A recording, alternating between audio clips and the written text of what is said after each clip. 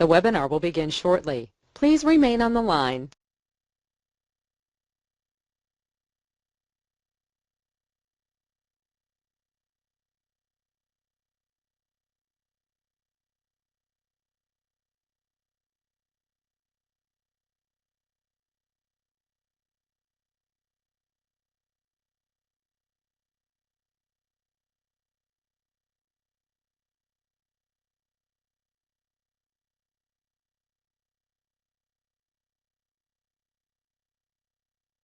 The broadcast is now starting. All attendees are in listen-only mode. Good evening, everyone. My name is Susan Ash, and I'm the founder and director of the American Kratom Association, or AKA. I want to thank you all for being here on the call tonight. We have over 400 people registered, so we're still waiting for folks to log on. So we'll wait a few more minutes before we actually begin our presentation.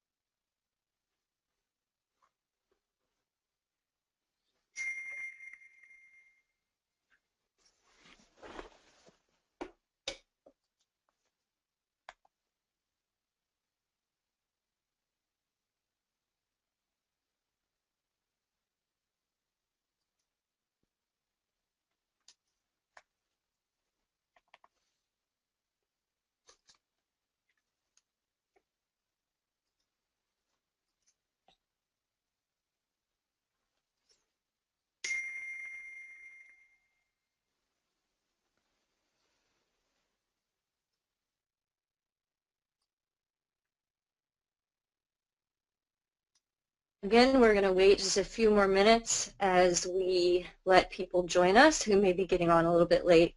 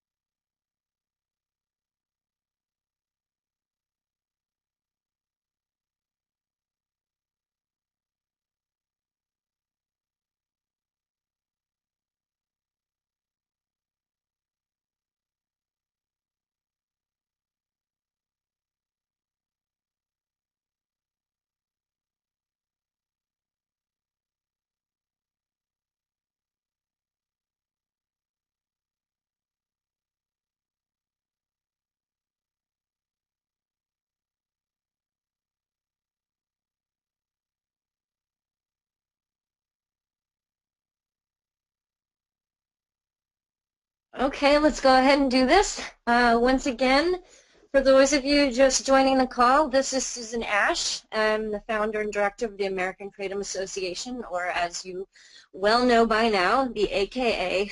I want to thank you so much for joining us and our briefing webinar tonight. We're excited that so many people have interest in supporting Kratom and our organization.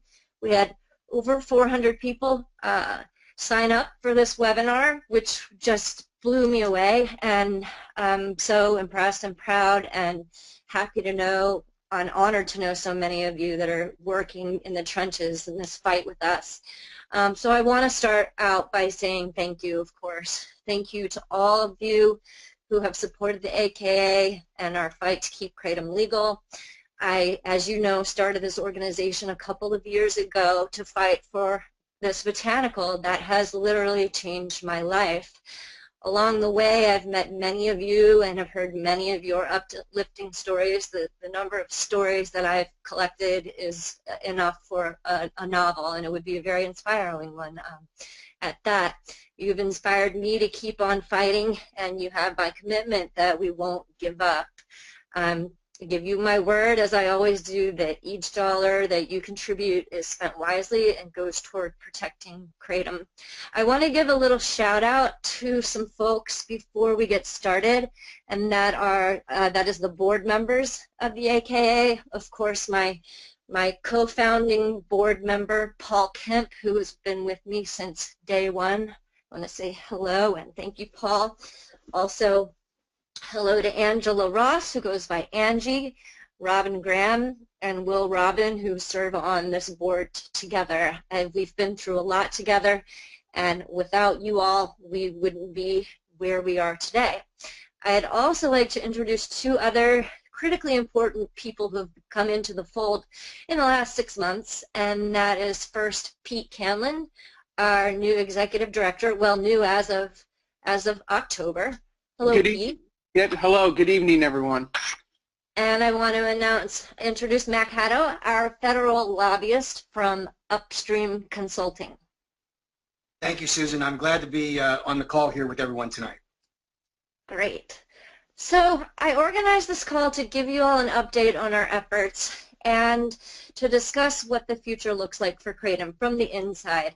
Some of the things that we share, I think many of you understand we have to be very careful with our strategy and what we share online and social media and what we share on our website. And we thought this would be a nice way to give you all a look inside the organization and how it operates, and hear some things that you don't normally hear from us or see from us on a daily basis. We've heard you loud and clearly that you'd like to hear more about what's going on in the day-to-day, what's going on, what does it look like in our day-to-day, and that's where we are heading with this webinar. So the agenda, real quick, we've got before you our milestones recap. We are going to have federal updates. We're going to have a discussion about our future initiatives, and then we're going to have a question and answer period. And we're going to try to get to as many questions as were submitted to us. We got some that were the very last minute that I don't think we're going to be able to, but hopefully we will get to as many as possible, nearly all of them. And then we plan on hosting these calls in the future. So if your question didn't get answered now, you can ask us on Facebook, you can private message me, but we'll do our best to get to those questions that were submitted. And thank you all for taking the time to submit the questions.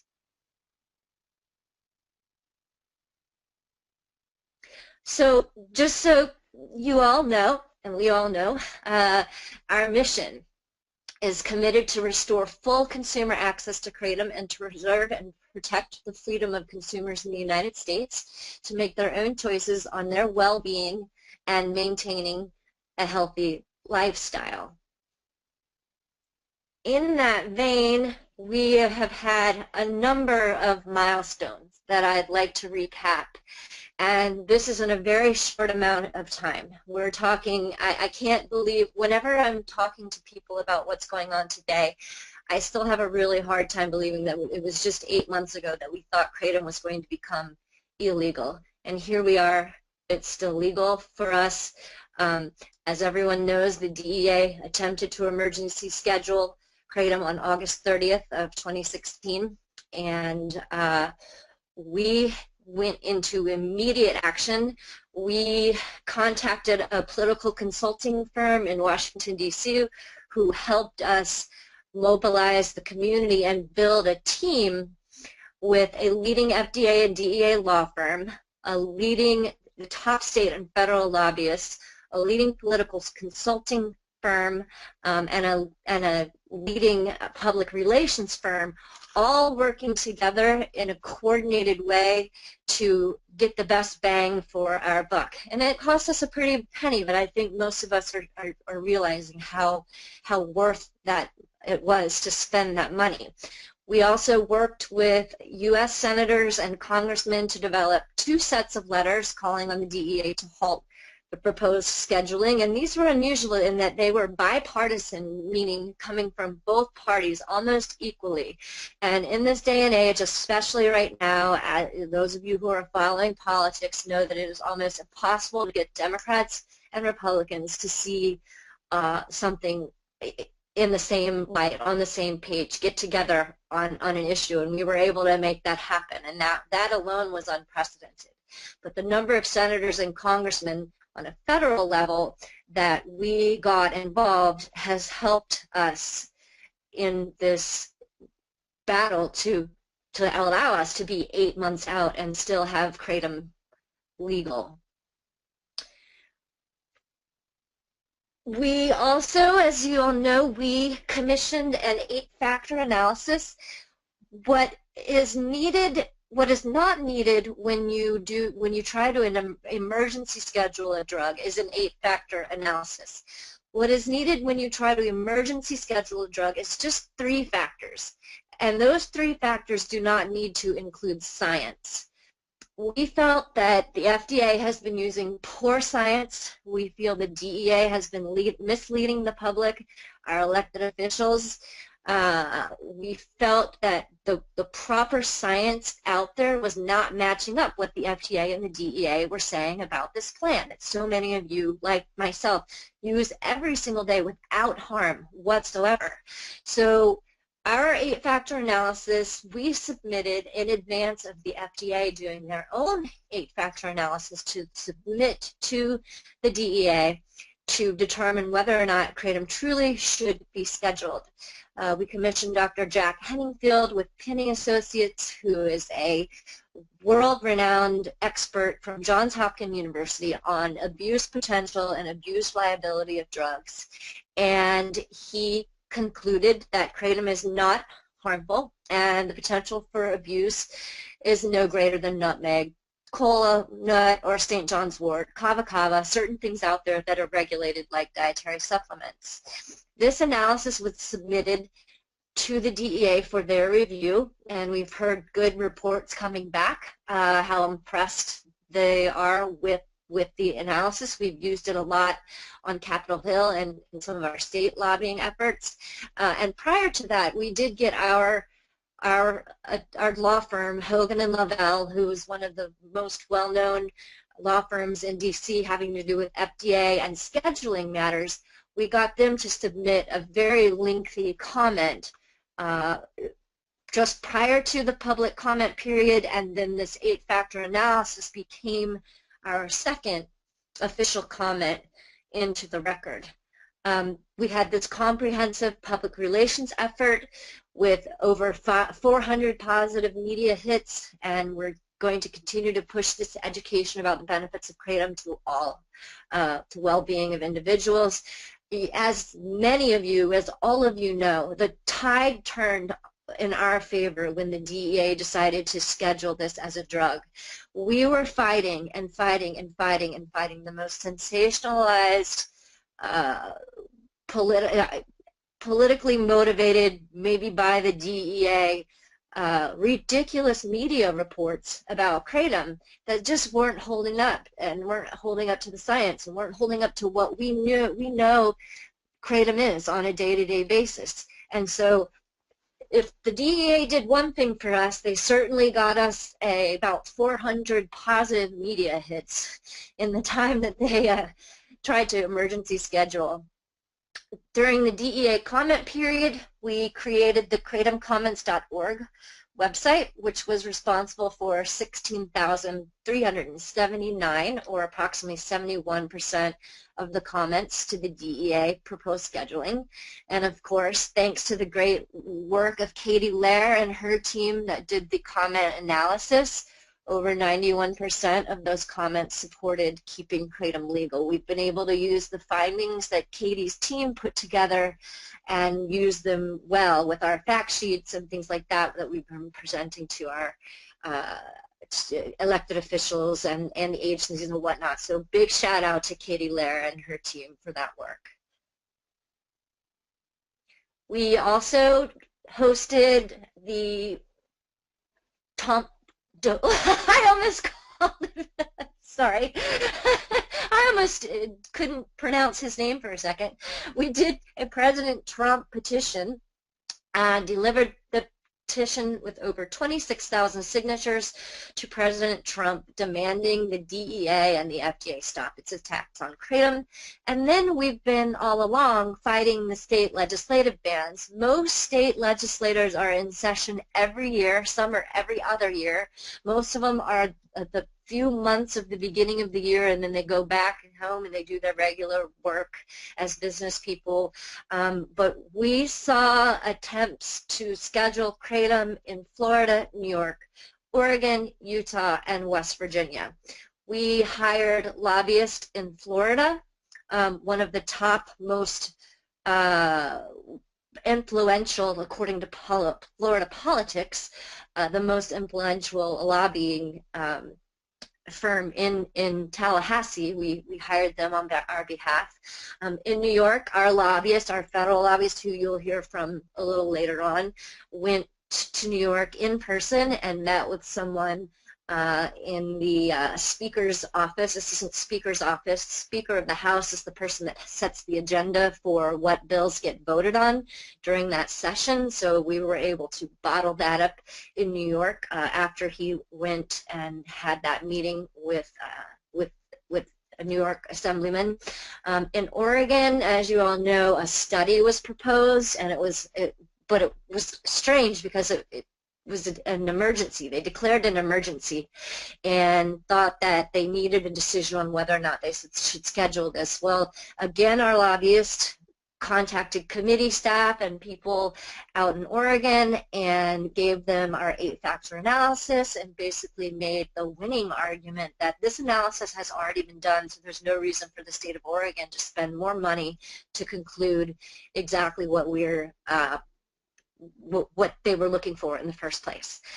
Utah and West Virginia, again, Utah, our lobbyists did go to Utah and speak with the sponsor of the bill who added Kratom on that controlled substance legislation. And what we found out in our travels, and what Mac found out in his travels, was that the DEA has been giving briefings to local law enforcement and agencies and elected officials based on their anticipation that they were going to successfully schedule this as a Schedule I controlled substance. So little did we know that for the last 12 to 18 months, the DEA has been out there giving briefings to all these counties, municipalities, cities, states, whatnot. And that's where a lot of these bills have come up, is because the DEA was essentially saying, hey, you need to add this to your list because soon it's going to be a Schedule I substance anyway. Then West Virginia, there was a bill that did have Kratom in it, and it was going to be listed as a controlled substance. We hired a lobbyist there in West Virginia as well. And we are happy to say today that West Virginia was a victory, and that Florida, even though the session is not over, it doesn't look like there is any opportunity to schedule time for a hearing on any of the bills in Florida. So it's looking like Florida, New York, Oregon, Utah, and West Virginia have been successful fights against anti-Kratom legislation. We removed the language from the legislation in Utah and West Virginia, and then we continue to monitor each state. We have a political consulting firm that helps monitor each state, and when a red alert comes up, we'll get it and we'll figure out if we need a lobbyist on the ground. It's a quick process. We get there as soon as we can to try and make sure that things don't get worse fast. And so we've been really successful at the state level, and that's because of a lot of people here on the call as well. So now this is my most fascinating part of what we always discuss whenever I talk to MAC and whenever I hear reports from MAC. They're always the best reports. They always make the most sense out of things that are hard to make sense out of. I know a lot of people don't understand the political process. That is completely understandable. Nothing wrong with that. It's confusing. But MAC is here to give us an overview of the federal work that he's been doing, and probably a little bit on the state side as well. So I'd like to invite Mac from Upstream Consulting to give us the updates now. Thank you, Susan. I had an interesting conversation this morning with a member of the House Judiciary Committee staff when we were talking about the events of today, where all of Washington is chattering about the Moab bomb that was dropped in Afghanistan. And this staffer said to me, well, what they don't know is that the American Kratom Association dropped a Moab bomb on DEA back in September.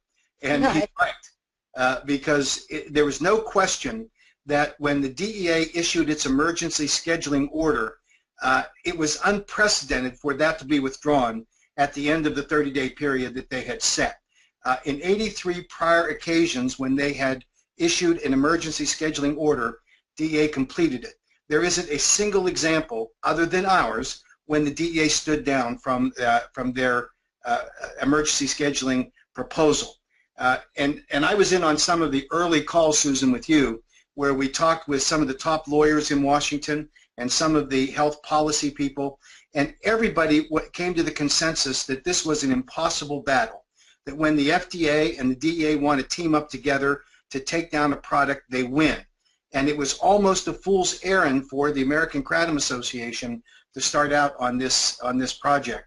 But we all know that at the end of that 30 days, largely because of the 142,000 people that signed on the White House website, and then the 16,000 people, I believe it was, who responded to the comment period specifically addressing the Kratom issue to the DEA, that spoke loudly to the DEA.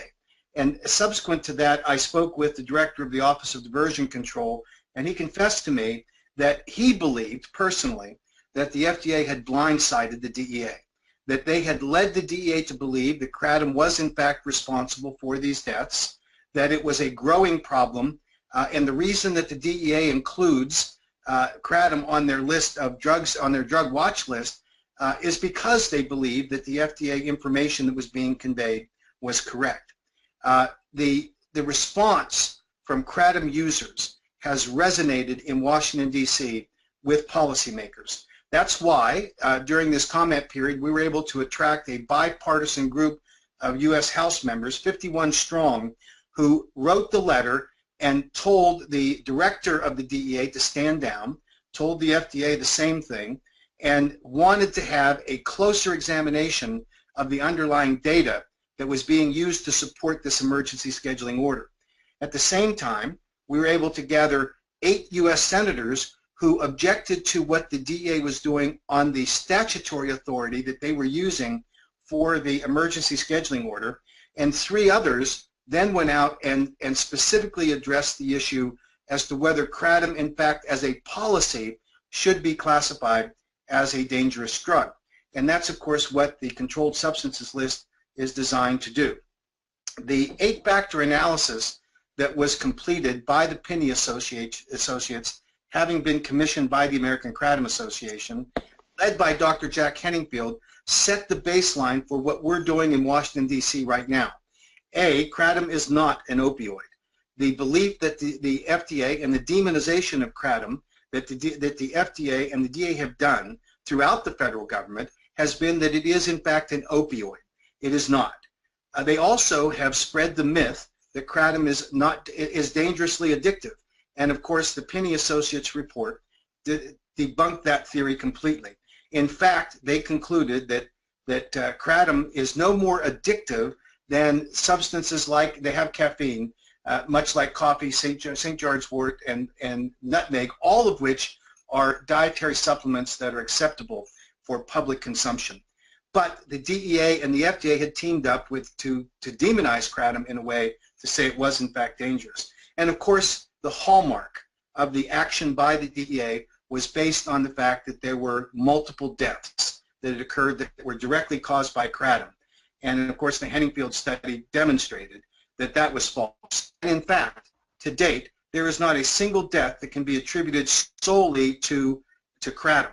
And the DEA admitted that through their spokesperson in a Washington Post article in mid-September of 2016, in the midst of this effort by the DEA to schedule kratom on an emergency basis. He admitted that actually there was only one death that they could attribute solely to kratom.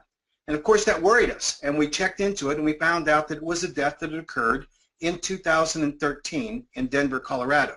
Now remember, that's 3 years before, so it's hard to justify an emergency scheduling order based on a death that the most recent of which that was cited by the FDA occurred in 2013.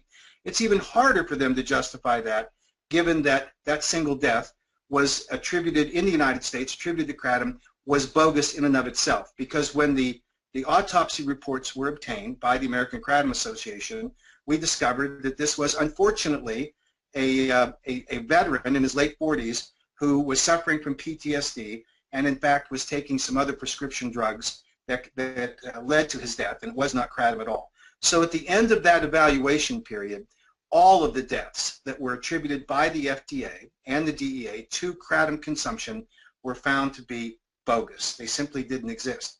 On top of that, you have the Trump administration, who now has received 26,000 petitions to the president telling him that they should not schedule kratom. That's supported by the survey that was done by the American Kratom Association, which indicated that among doctors and veterans and scientists and law enforcement officers, that they didn't want the kratom ban. And when you look at the data of the emergency healthcare professionals, no one reported on the online survey that they supported the ban on kratom, and none of them had seen any kind of medical circumstance in their emergency rooms that was attributable to kratom either. So that's the landscape that we're now facing here in Washington, D.C. as we await the decision by the FDA. We have secured Senator Orrin Hatch, who is the most influential senator in the United States Senate and is the leader on healthcare issues, who is a champion for kratom. He personally uses it, he advocates for it, and told the new FDA commissioner nominee in a private meeting in his office that he believed that kratom was not only safe, but it should be allowed to be used by consumers by their choice. He gave that similar message to the Attorney General, Jeff Sessions. He is awaiting to see the nominee from HHS for the Assistant Secretary of Health position. That person will be very important to us, because when the FDA delivers their recommendation for scheduling of kratom, and we assume that that will include some recommendation that will restrict consumer access, it is the Assistant Secretary of Health at the Department of Health and Human Services that has to review that recommendation in collaboration with the National Institutes of Drug Abuse, and then the recommendation is sent to the DEA. We're also awaiting a new DEA administrator, and Senator Hatch will have an influential position in evaluating the approval of that person through the United States Senate. And then, of course, we have today the White House Task Force on Opioids, which President Trump just appointed, and we are working now to make certain that Governor Christie has a very clear view of the usage of kratom, and obviously conveying to him the results of the Henningfield study with the 8-factor analysis. We're in a holding pattern right now awaiting the FDA decision. There are some people who believe that the FDA has delayed their decision until they see who the new Assistant Secretary of Health is, and then they will convey that recommendation to them. The advantage of the delay to date has been that we're accumulating more of a public record about the safety of kratom. There have been no deaths attributable to kratom since 2013, and even that one, as I mentioned earlier, was debunked. There have been no adverse medical events that have been reported to the FDA as a result of kratom consumption. And there have been no updates from the CDC, the Centers for Disease Control, about whether the Poison Control Center reports, which they had presented as one of the predicates for the emergency scheduling order, whether they've seen an increase in those reports. That's important for one specific reason, and that is that everything that the FDA said and the scientific rationale that they conveyed has proven to be false. And to the extent that time gives us an additional public record, it serves as a basis for us to continue our efforts. So what we are doing today is applying pressure in each one of those areas. We have filed FOIAs with the Food and Drug Administration through the law firm of the American Kratom Association. We have served notice on them that, in fact, the AKA is going to hold the FDA accountable for a responsible view of the scheduling recommendation if they submit one. We've got people up on Capitol Hill who are routinely calling the Assistant Secretary for Health's office at HHS, putting out the word that they want to see the recommendation from the FDA as soon as it is produced. We have Senate offices who are doing the same thing and who are also reaching out to the FDA to hold them accountable as they go through this evaluation period for the 8-factor analysis. The sum total of that is that we have created a policy initiative in Washington, D.C., where you have an influential organization created from the DEA's action in the form of the American Kratom Association. And I can tell you that today up on Capitol Hill, when we talk about the American Kratom Association and we talk about Susan Ash's personal story and how she has motivated people by the thousands to come out and defend their freedom, their right to the freedom of choice about how they want to govern their own health and well-being, that has resonated with policymakers up on Capitol Hill. And if the FDA chooses to come out with an adverse ruling with respect to scheduling, we're going to see an outcry from Congress. We're seeing that same thing happening in the states, because where there have been initiatives that have, as Susan mentioned earlier, where the states have started to try to add kratom to the controlled substances list in their states, we have won every one of those battles so far. And it is because the record that we have built, because of the investment that each one of you has facilitated in being able to convey an excellent public record in the form of this the 8-factor analysis by the Pinney Associates and Dr. Henningfield, by the investment that is made by the American Kratom Association to maintain pressure in our social media campaigns, which are influential with these policymakers, with the bombarding of reports from surveys that are being done which affirm that consumers are interested and demanding the right to maintain their freedoms, and the individual contacts we're making up on Capitol Hill with offices to reaffirm to them and delivering to them this powerful message, all is adding up to a very powerful lobbying effort and actually the growing of an organization that has now had great influence in the kratom debate here in Washington, D.C. and across the states. I had one member of Congress who told me that he was inspired by the number of calls that he got during the time when we were encouraging all of you to call their offices. Most of the time those congressional people will complain about the number of calls they're getting, but this particular congressman said he was inspired by it, and it has led him to study this issue carefully, and he is today a strong kratom supporter and believes that we should maintain the freedom of consumers to have access to it. And I think that's the best outcome that we could hope for as we continue to fight this battle.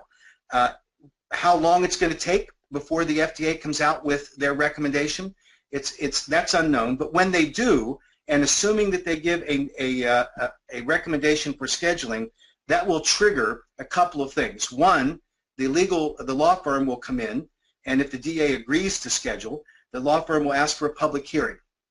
That public hearing is routinely granted to parties of standing. The American Kratom Association would have to be a party of standing to represent consumers. That's going to be expensive, but it will be well worth it, because that will then require the public hearing process, which takes 1 year to 2 years before a scheduling order could be implemented. During that time period, we will marshal the advocates on Capitol Hill to come out with legislation, because any kind of recommendation at this point for scheduling would abuse the regulatory powers that the FDA has, because the only way that they could recommend the scheduling is if they were to claim that there was a public health hazard and a safety hazard and that kratom was dangerously addictive. And we know that the scientific literature doesn't support either of those conclusions. So we will take that time while the public hearing goes on board if we get this negative recommendation from FDA, and we will fight that battle in the halls of Congress, and we will win in the end, because they will have abused their statutory authority. I can't tell you how important it is for every one of you that are currently engaged in this battle to maintain the level of interest, to keep calling your members of Congress, calling your state legislators, and frankly, keep supporting the American Kratom Association, because your support for them allows them to be visible. So I'll conclude with that, and certainly, Susan, if there are questions later that you'd like me to respond to, I'm available to do so. Excellent. Well, I did just make a promise to my folks here. I'm going to call them my folks today. We've got some people that are live feeding on our Facebook page, and everybody has a crush on you now, Mac. That's all right. They all say, we love Mac Haddo. Let's see a picture of Mac. Let's see. So I promised them I would say something like that. But anyway, yeah, as you guys can see, I mean, and guys and gals can see, you know, I get to hear these reports almost daily, and it's that's what keeps me going. That's what keeps us going. And yes, Katie, in fact, Mac is married. So, as you can see from what Mac laid out, we do have many challenges facing the kratom industry over the upcoming year. And as Executive Director, Pete Candlin has been working to develop a strategy to move our cause forward. And I would like to turn the time over to Pete for him to give an update on some of the initiatives we're working on at the AKA now and in the future. Well, thank you very much. I don't know how I follow up Mac like that. We'll have to work on the schedule of this next time, where I'll go first and then Mac can go second, because he's definitely a hard act to follow up on. But thank you very much, Susan. I'd like to thank everyone again for attending this webinar tonight. I've been with the AKA almost 6 months now, and I can tell you that this is a very well-run organization, that this board spends your donations wisely, and that there is a board that is definitely committed to protecting kratom. One of the elements of this board that I've been most impressed with is the long-term vision that they have. Now, they've challenged me to develop an aggressive action plan for the organization, and that's exactly what I'd like to get into a little bit tonight. Now, as Mac mentioned earlier, we have worked with our legal team to develop that action plan to prepare for a possible scheduling of kratom.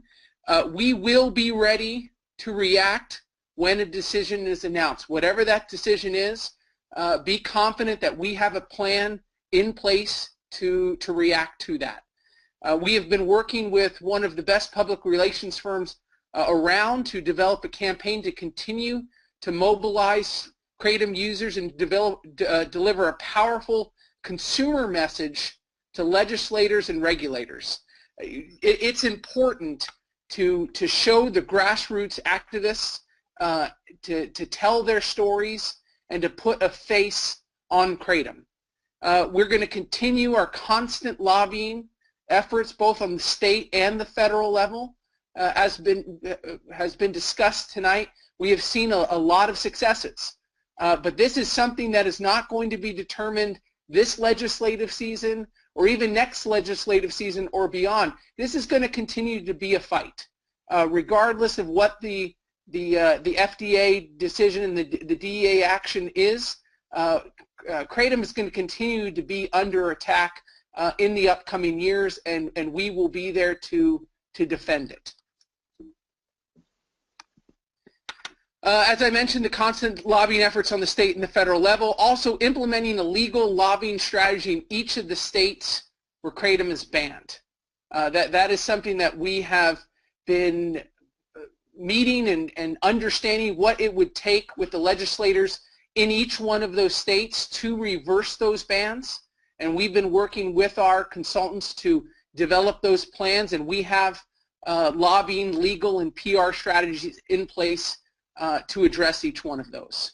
Also, to remove the import alert on Kratom, this is an important step that we've developed an action plan for also, and that's what we will look to deliver.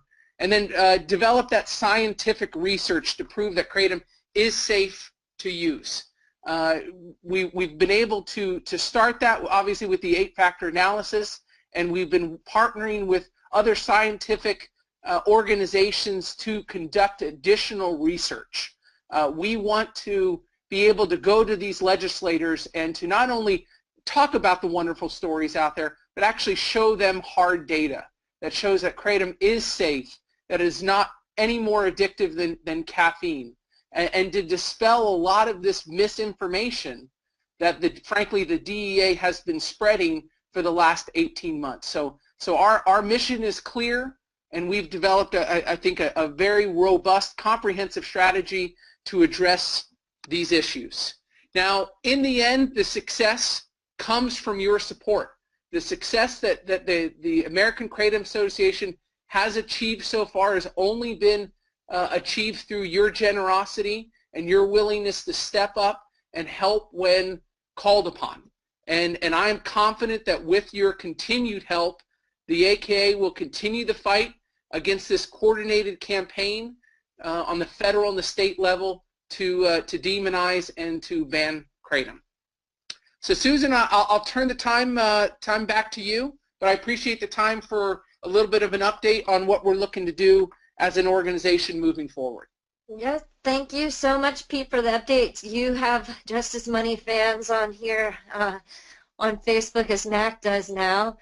I've never seen anything quite like it. Loving you out there that are following this so closely, and they're taking live notes, so we have a thread of notes coming from this. We're also recording it.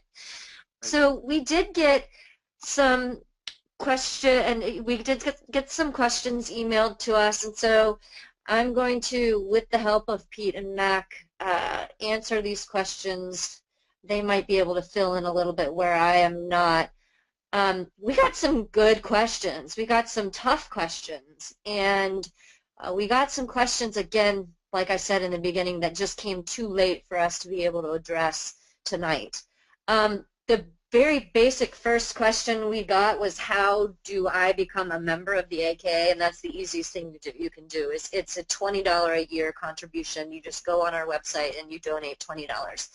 And that's how you become an official member. But I think this person meant, how do I get more involved? And we have a very strong Facebook presence, thankfully also because of volunteers that go between Facebook and Reddit. Our stuff gets on Reddit a lot too, but most of our activity happens on Facebook. There is a state page for each and every state in the U.S. that keeps updated information. There's a cadre of about 40 volunteers that are managed by Robin Graham, who are keeping these state pages up to date every single day. We have state groups, closed groups for all of the states that have potential legislation or had potential legislation. So, for example, look up North Carolina AKA for Kratom. You'll find a public page where you can find all of the public information. Then you'll find a closed group that you can join if you're in the state of North Carolina. That was an easy question. Then we'll get to some more complicated questions. And one of that we got was, are any vendors currently working on submitting a proper NDI application to the FDA for plain leaf powdered kratom? For those of you who do not know what NDI means, it's a new dietary ingredient application, and it's not something that the FDA approves per se, it's something they don't object to. It's something that they feel has a reasonable degree of being a safe ingredient. So applications for NDIs to the Office of Dietary Supplements at the FDA are part of a confidential process where the identities of applicants and the status of applicants is kept strictly confidential up until a certain point of date. And so due to our own ethical obligations, we can't really disclose any information about anyone submitting an NDI. I don't believe that we've got anybody out there doing that for plain leaf powdered kratom, because that's a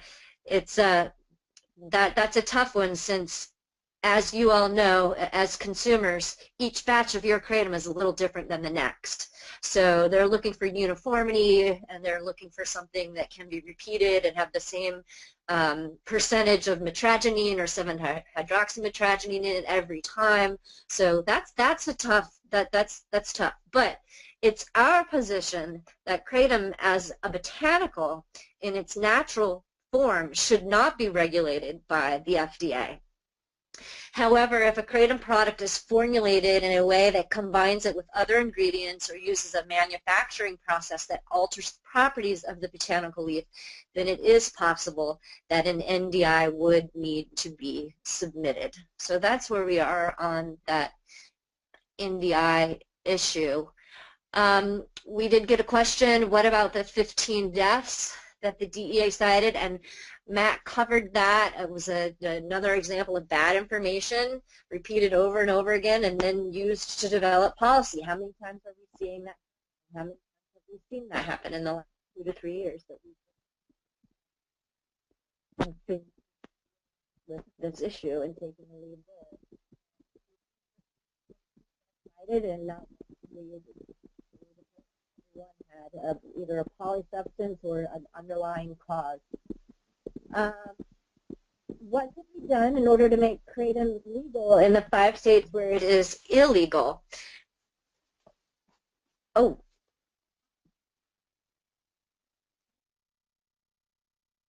Can y'all hear me? Oh. I'm not sure if you can hear me. Hold on a second. Yeah, I think you're back on, Susan. There was a little bit of a problem with your audio for a second, but I think you're back on stream. What question did I get up to? I think we heard most of the answer of the last question you just answered, and I think it was starting to waffle a little bit. I think we're good now. Okay. Okay. So just one second. All right. So so Mac talked a little bit about this before. Many of you that have been involved with the AKA for the last 2 years know that we spent some time in Wisconsin last year, and we made some friends in Wisconsin on the pharmacy board there to try to get kratom removed from their list of scheduled controlled substances. And Mac, through his work with a group of state legislators, a conference of state legislators, has made a connection there to where we've got commitment from a legislator there that he would like to be involved in reversing the order for kratom in the state of Wisconsin. So as we've discussed, we need to continue to educate lawmakers on kratom. Most of the time when we can't sit down with lawmakers and explain what it is and what it isn't, they tend to understand. 9 times out of 10.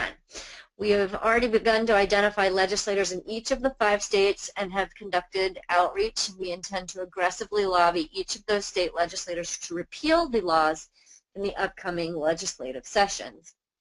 Another question that we got is there any discussion about getting in front of Chris Christie to educate him that kratom can be used to defeat the opioid epidemic in the U.S.? The AKA is currently using our contacts to provide information to Governor Christie and members of the White House Opioid Task Force. The task force is still in its organizational phase, but we hope to have a meeting with them in the very near future. Christie has been appointed by Trump. Oh, okay. Let's see.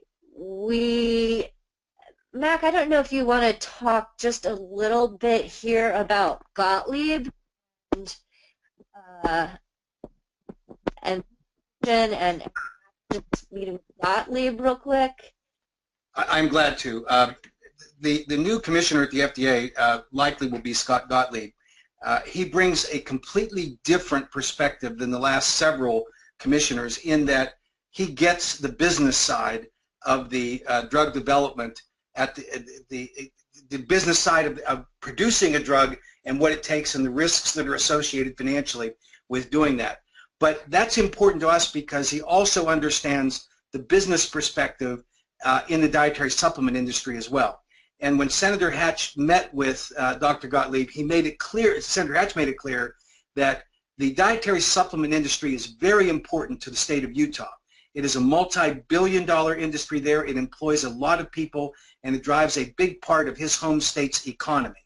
And when he spoke to Dr. Gottlieb directly, we just by chance were in the senator's office in a discussion about this, about Kratom and about what our status was at the FDA, and I had just expressed our frustration collectively at the FDA dragging their feet and coming to the realization that Kratom was not dangerously addictive and was not unsafe.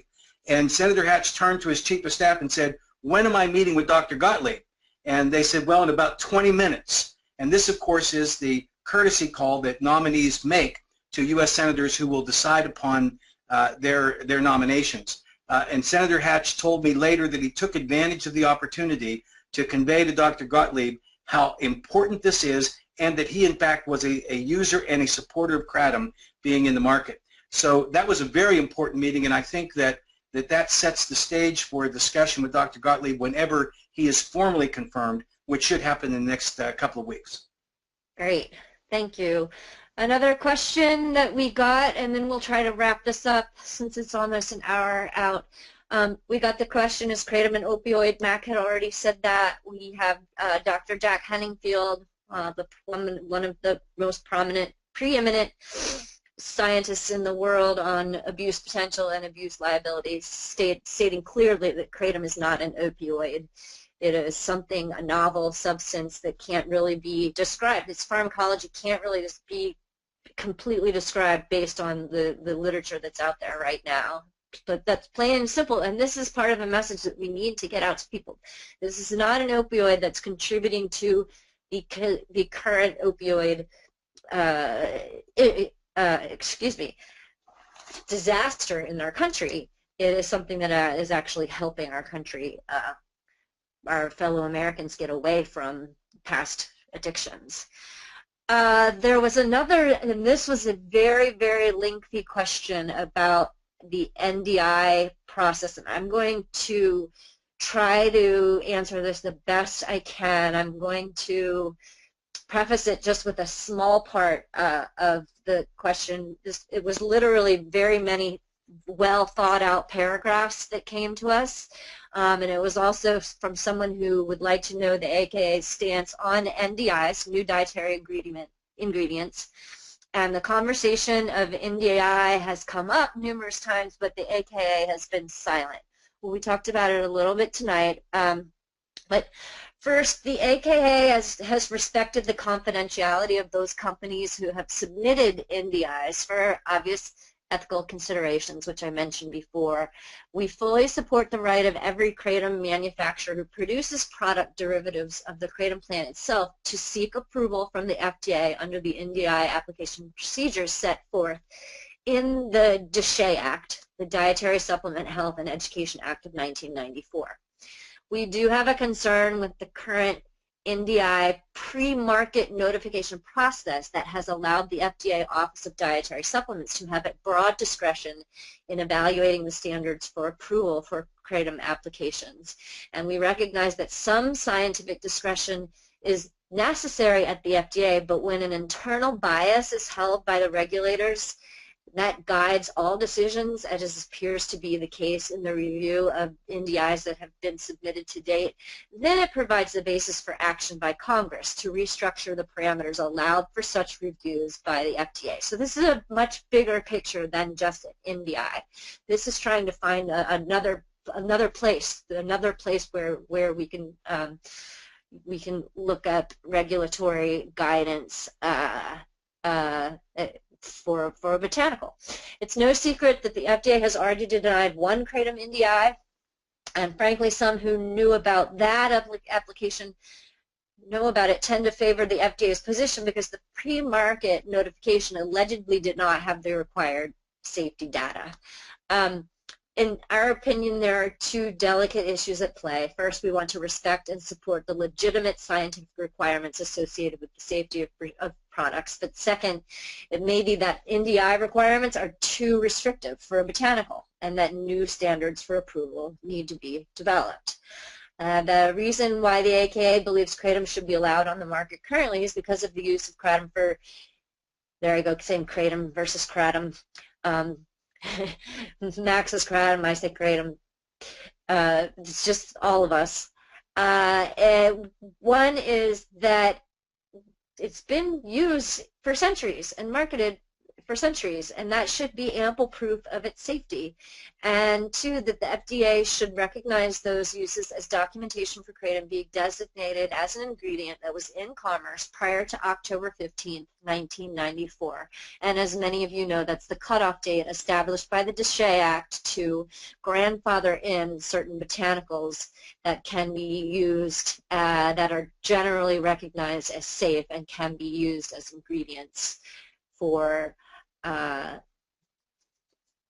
dietary supplements. So that is as far as we could get with the questions. Again, if there are more questions, we'll be hosting these calls hopefully more frequently. This was our first try, and thanks everyone for bearing with some technical difficulties. I really want to thank everyone for your support. I want to make sure that we don't have, that I didn't leave anything out from Mac or Pete before we hang up. No, I'm good, Susan. Yeah, thank you very much, and I really appreciate everyone getting on the call tonight. I'm good as well. Thank you.